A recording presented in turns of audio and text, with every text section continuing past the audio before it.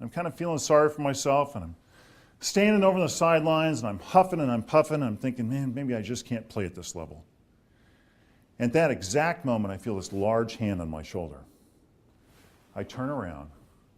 It's Wilt Chamberlain, arguably the greatest basketball player who ever lived. Wilt had retired from the NBA a few years earlier, and every afternoon would come down and watch the younger players work out. Wilt grabbed me by the shoulder, spun me around, looked me in the eye, and he said, "First of all, young fella, you are never going to catch that man."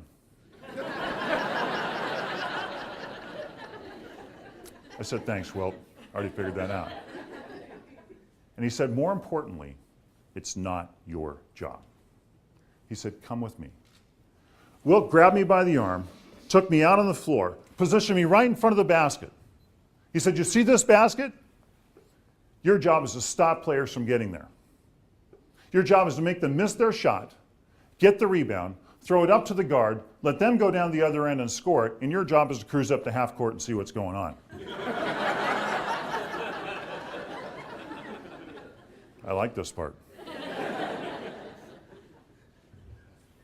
He said, "I've been watching you the past few days, and I see the skill you have at defense. This is what you need to concentrate on. This is what you need to focus on." When Wilt shared that with me, everything changed. I understood what I needed to do. I understood what I could be great at. Wilt showed me what my job was and how doing what I did would benefit my team. In that moment, I knew what I needed to focus on and what I needed to let go of. I wasn't that fast. I wasn't that good at scoring, but I did have a talent for preventing others from scoring goals. And it took a Wilt Chamberlain to see it. I stopped running around trying to do everything and instead focused on the one thing I could be great at. And I went on to become one of the great defensive players in the NBA. 4 years later, that 5-minute conversation took me to breaking the NBA record for the most blocked shots in a single year, 456, which is still the NBA record today.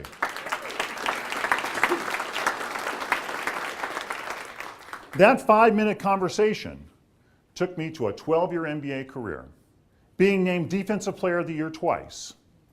And in 1989, I was named an All-Star. Commitment number one is know your job. How many of you are running around trying to do everything when there's really only one thing you can be great at? And if you're not doing that one thing, you're probably not succeeding. How many of us are guilty of this?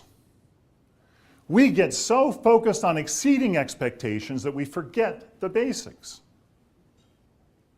To position yourself for success, you need to narrow your focus and intensify it. To play at the top of your game, do what you do best. That's your job. What are you excellent at? What is your greatest strength?